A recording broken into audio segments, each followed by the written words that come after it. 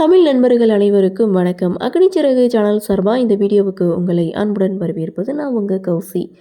கார்த்திக் ரேவதி சீரியலுடைய இன்னைக்கு எபிசோடுக்கான ரிவ்யூ என்ன அப்படின்றத பார்க்கலாம். எபிசோடை பொறுத்த வரைக்கும் கார்த்தி சாமுண்டீஸ்வரிக்கு செம்ம ஒரு செக் வைக்கிறாங்க.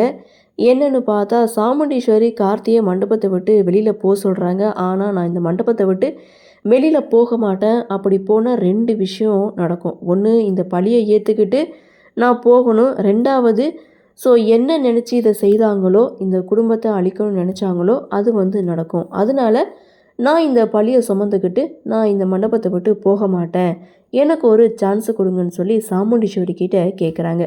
ஆனால் சாமுண்டீஸ்வரி நீ என்ன சொன்னாலும் நான் கேட்கல, நீ வெளியில் போ அப்படின்னு சொல்லும்போது நீங்களும் அன்னைக்கு செய்த அதே தவிர செய்யாதீங்க அப்படின்றாங்க. அதாவது அன்னைக்கு ஒரு அம்மா அப்படி தான் செய்யாத ஒரு தப்புக்கு என்னை நம்புங்க அப்படின்னு சொல்லி ஒருத்தருடைய காலில் விழுந்தாங்க.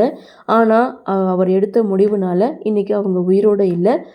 அவங்க எடுத்த முடிவை இன்றைக்கி நீங்கள் எடுக்காதீங்க. நான் யாரை பற்றி சொல்கிறேன்னு உங்களுக்கு நல்லாவே தெரியும். உங்கள் அம்மாவை பற்றி தான் நான் சொல்கிறேன். உங்கள் அம்மா இருக்கிற இடத்துல நான் இருக்கேன், சேதுபதி இருக்கிற இடத்துல நீங்கள் இருக்கீங்க. விசாரித்து நல்ல ஒரு முடிவாக எடுங்க. எனக்குன்னு ஒரு சான்ஸை தான் நான் கேட்குறேன், அதை எனக்கு கொடுங்க அப்படின்னு சொல்லி கார்த்தி இங்கே சாமுண்டீஸ்வரிக்கு ஒரு செக் வைக்கிறாங்க.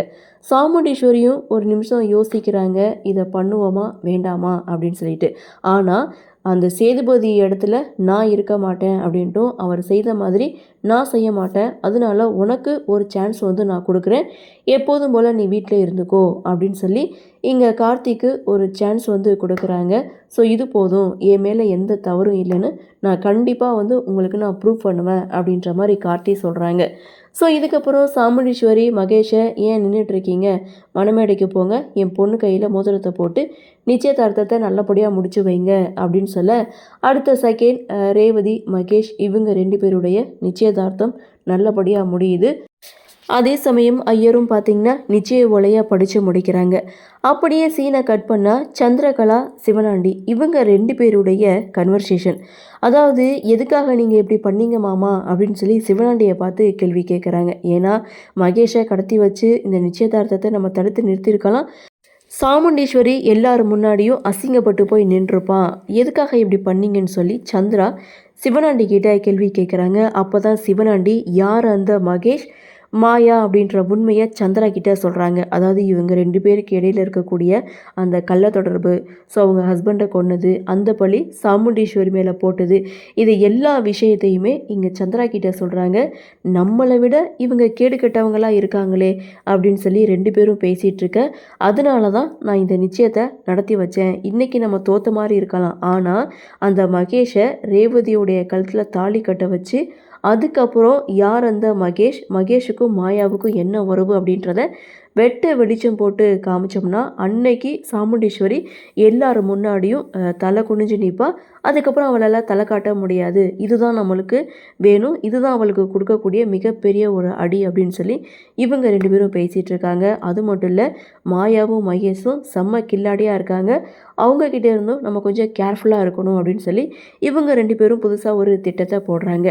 அப்படியே சீனை கட் பண்ணால் இங்கே சாமுண்டீஸ்வரியுடைய வீட்டை காமிக்கிறாங்க. சாமுண்டீஸ்வரி சைலண்ட்டாக நின்றுட்டுருக்காங்க. துர்கா, சுவாதி, ரோஹிணி இவங்க எல்லாருமே இந்த டிரைவர் இனிமேல் நம்ம வீட்டுக்கு வேணாம், இவர் இப்படி ஒரு காரியத்தை செய்ய துணிஞ்சிட்டாரு, இவர் நல்லதே பண்ணியிருந்தாலும் இனிமேல் இவரை நம்ம வீட்டில் வச்சுக்கிறது நல்லதே கிடையாது, இவரை வேலையை விட்டு அனுப்பிடுங்கன்னு இவங்க 3 பேரும் தன்னுடைய அம்மா கிட்ட சொல்லிகிட்டு இருக்காங்க.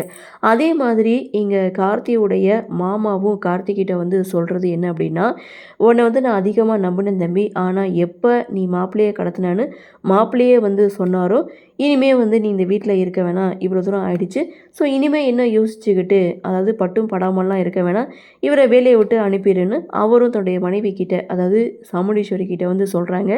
சாமுண்டீஸ்வரி எல்லோருடைய முடிவையும் கேட்டுட்டு சைலண்ட்டாக இருக்காங்க. லாஸ்ட்டாக நம்ம ரேவதி பேசுகிறாங்க. அதாவது இவர் எப்போதுமே நல்லா தான் நம்ம குடும்பத்துக்கு செய்திருக்காரு, இவர் மேலே எந்த தவறும் இல்லை அப்படின்ற மாதிரி தான் எனக்கு தோணுது. இதில் ஏதோ வந்து சூழ்ச்சி இருக்குது, இதை வந்து நம்ம சரியாக விசாரிக்கணும்.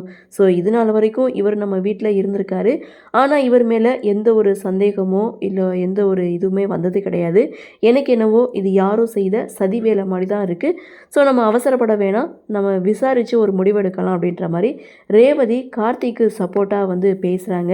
இதையும் கேட்டு சாமுண்டீஸ்வரி மௌனமாக இருக்காங்க. ஸோ சாமுண்டீஸ்வரி என்ன முடிவெடுக்க போகிறாங்க அப்படின்ற ஒரு எதிர்பார்ப்போட இன்றைக்கி எபிசோடை முடிச்சிருக்காங்க. ஸோ அடுத்து என்ன, மறுபடியும் இங்கே கார்த்தி வந்து சாமுண்டீஸ்வரி கிட்டே பேச போனாங்க அப்படின்னா தனக்கான ஒரு சான்ஸை தான் வந்து கேட்பாங்க. என் மேலே எந்த தவறும் இல்லை அப்படின்றத நான் உங்ககிட்ட நிரூபிக்கிறேன், எனக்கு ஒரு சான்ஸ் கொடுங்க அப்படின்னு சொல்லி மீண்டும் சாமுண்டீஸ்வரி கிட்ட சான்ஸு கேட்க அதிக வாய்ப்பு இருக்குது. அது மட்டும் இல்லை, ஏற்கனவே வந்து சாமுண்டீஸ்வரி இந்த ஒரு விஷயத்தில் அடிபட்டதுனால அவங்க எடுத்தோம் கவுத்தோன்னு ஒரு முடிவு எடுக்க மாட்டாங்க. ஸோ இன்னொரு பக்கம் மாயா யார், மாயாவுக்கும் மகேஷுக்கும் இடையில என்ன ஒரு உறவு இருக்குது, அதனுடைய பின்னணி என்ன அப்படின்றத கூடிய சீக்கிரம் கார்த்தியும் கண்டுபிடிக்க தான் போகிறாரு. அப்படி கண்டுபிடிச்சிட்டா அவருடைய ஆட்டம் வேற மாதிரி தான் இருக்கும் அப்படின்ற மாதிரி அந்த கடவுளே வந்து சொல்லியிருக்காங்க. ஸோ பார்க்கலாம் அடுத்தடுத்து என்ன மாதிரியான சுவாரஸ்யத்தோடு கதைக்கள நகர்வை கொண்டு வராங்க அப்படின்றத நாமளும் பொறுத்திருந்து பார்க்கலாம்.